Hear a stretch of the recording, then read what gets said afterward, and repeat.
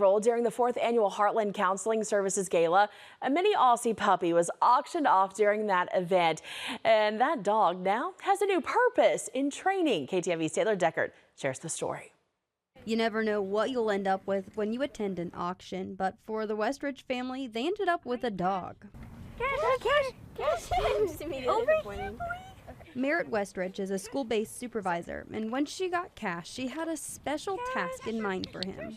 We saw Cash there and we were just joking around about getting him and making him into a therapy dog. And then as the night kind of wore on, we got more and more serious about it, or I did. Cash is in training now.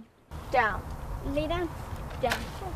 Westridge recently went through animal-assisted play therapy training to put Cash to work. She says dogs can help reduce anxiety and stress and improve social skills.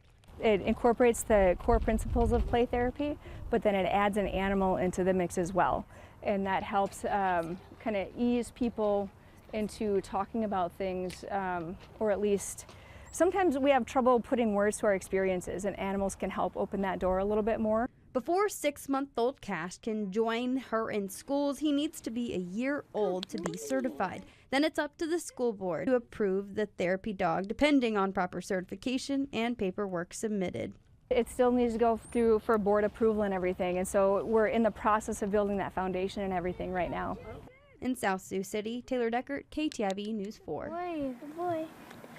Well, isn't Cash adorable? All right, so training, of course, involves so many different aspects, to include travel to different parks and stores that do allow animals so he can get used to those surroundings. Well, speaking